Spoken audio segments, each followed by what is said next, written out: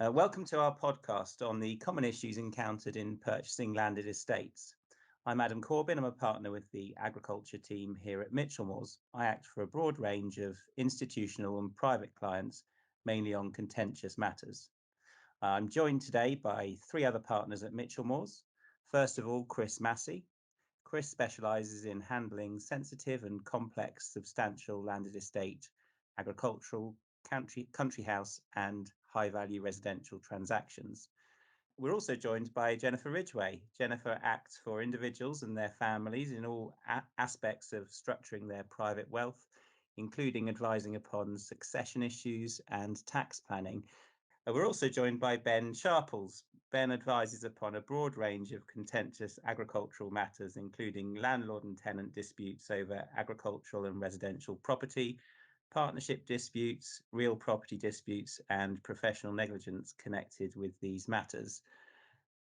So, Ben, something that we often get approached to advise upon from our side of the fence is the issue of a tenancy of some sort. Could you give us a quick rundown as to the common queries that arise in estate purchases and that we cover? Yeah, well, as ever, you want to know what you're buying, and if you buy a large chunk of somewhere and find out that it's then subject to a tenancy, you've paid rather more for it than perhaps you should have done. So these are fundamental issues, and as you say, we come across them regularly.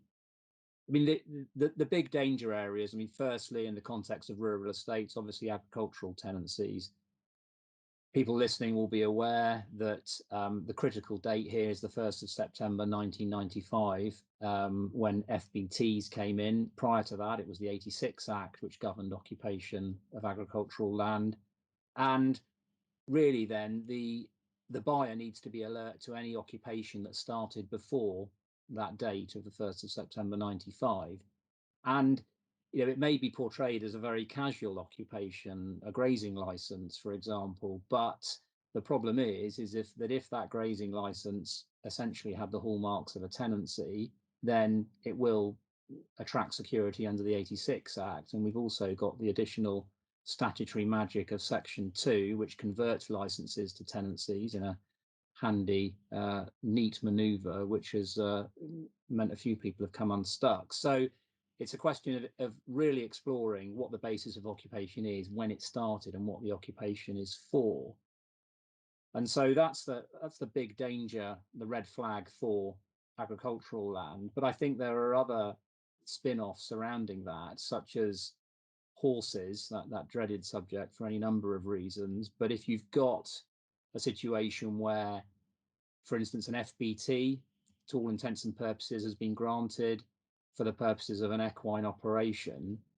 Now, horses grazing is an agricultural activity, but if this is an intensive equine operation, and if actually the predominant purpose of the horses being out in the fields is not for nutritional purposes, it's effectively schooling or exercise, or really just to give them a change of scene from their boxes, then you are in danger of migrating out of the FBT regime away from agriculture and into the 1954 Act. And if the lease, as it often won't have been because it was thought to be an FBT, if it's not been contracted out of the 54 Act, you've got a security of tenure situation. So I think the second point is this migration between regimes. You've got to be alive to that. And allied to that, sporting leases equally can go down the same route. If you're letting sporting rights, you might be letting shoot rooms, cutting rooms, prep rooms, rearing fields, that sort of thing. Again, there's a danger of morphing into the 54 Act. And even if an occupier just makes a claim under that heading, even if it isn't particularly well founded, it's still a pain, it's still a cost and expense, and it's still uncertainty, which is not really where you want to be. So again, it's working out what the basis of occupation is, what actually is happening on the ground as compared to what is said to be happening in the documents that perhaps you might be provided with as part of the usual searches. And then finally, a huge part of the value of estates is tied up in residential property. and you really have to be alive to what might be going on in the various cottages on the estate. And here, the big problem is agricultural workers. And the relevant date here is 15th of January 89. You need to be looking as to what went on before that date, because that's the danger point. Before then, you're looking at the Rent Act 77 or the Rent Agriculture Act 76. And if there's a danger that the occupier is an agricultural worker, then they will have protection under the Rent Act 76. Now, after that date, the classic trap is they try to grant a farm worker an assured short-hold tenancy, and they don't serve the Form 9 notice, and then you end up with an assured agricultural occupancy. And there you've got a position where you've got a right of succession, you've got lifetime security, albeit at an open market rent. So you can see some significant issues arising in houses as well as the rural land that surrounds them. Rather nasty practical example on that one. I acted a few years ago on the sale of a very nice landed estate in the Cotswolds, where the West Wing had just such an agricultural occupier with succession rights. And this transpired as the deal was rolling. Somewhat foolishly, I overpromised when the selling agent asked, well, how could we resolve this? And said, well, we could buy them a house to move into.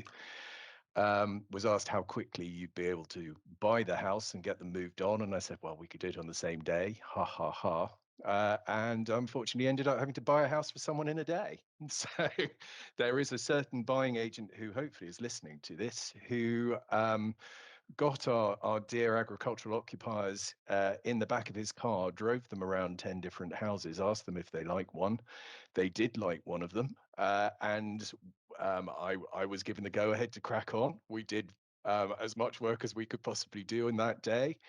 And they received the keys, and the removal van chugged up to get them out of the West Wing on the same day. I am not doing that again. It wasn't particularly amusing.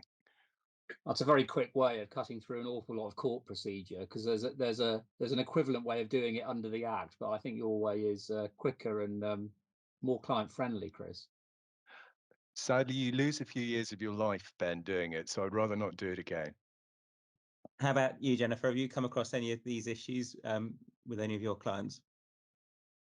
It's the sort of thing we see a lot, and obviously I defer to property colleagues when these kinds of things come up. I mean, quite often, less on the purchase side, we see these sorts of issues come up when we're dealing with kind of the other end of the spectrum and someone who owns a lovely landed estate has sadly died. And then all of these things tend to come out of the woodwork. And you realise that you've got a lot of people occupying and all of these sorts of issues come up. I know, Ben, you and I have worked on an estate exactly like that, with all sorts of quite unusual tenancy positions across the estate. So we see it often. Yes. And I have not, unlike Chris, thankfully, had not had to drive round to buy someone else a house in a day. But I'd quite like to be the recipient of that, actually. I think that would take a lot of stress out of my life if I were just driven round and I got to pick a house to purchase. So I think one point is that quite often the history of these occupations isn't looked at in any detail at all, because you can get positions on estates where workers are moved between houses. So they may only have appeared to have been in a cottage for a couple of years, but they've worked on the estate for years and they've lived in a property before that. And the protection goes with the person. It doesn't go with the property. And I think that's a point to remember. And also roles change, and what someone might have started off as a general estate worker and then done more and more farming work, and again morphed into an agricultural worker. And it doesn't matter what you might have purported to grant them at the start, service occupancy or whatever it might be, they might end up acquiring the protection, and then you find yourself with a serious devaluation issue at best. I think what I found really challenging is often in those scenarios, particularly if there's someone who's distantly related, you're not quite sure what sort of a claim they might bring. And you're in that difficult place where you don't want to alert somebody that there is the potential for a claim, but you almost want them to assert something so that you know what it is that you're supposed to be dealing with.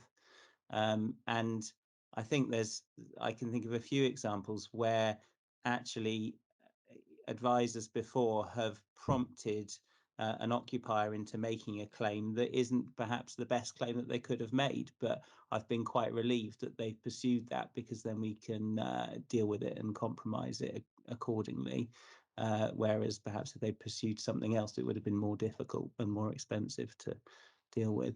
But it's certainly one of those moments where you just have to sort of take a breath and have a little think about all of the permutations to the chronology of the matter so far. Thank you for listening to our podcast. If you ever have any inquiries which you think that Michelmores could help you with, please contact me on adam.corbin@michelmores.com.